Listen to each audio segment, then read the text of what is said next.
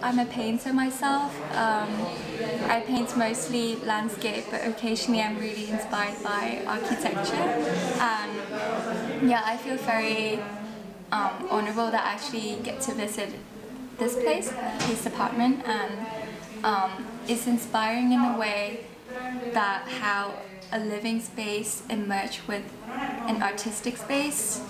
I think it's fascinating, you know, actually how studio and living space blend together. Yeah, in his art he focused heavily on structure and shapes and line work, and I can totally see that in his architecture. And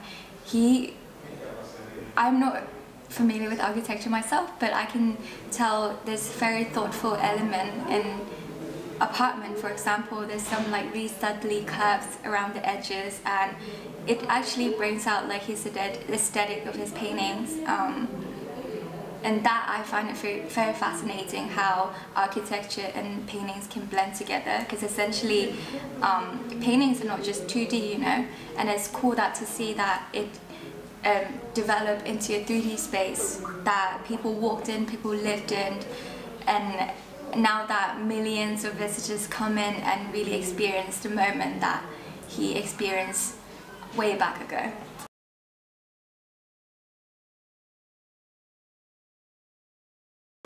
Also, he's a composer. I know like the word composer mostly used in music, but I feel a rhythm when I walked into this apartment.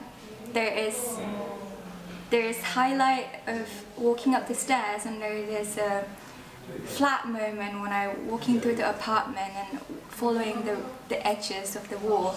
And I also think like his drawing and his sketches are kind of like a lyrics of a song, and whereas the whole apartment and paintings combined together is a piece of music.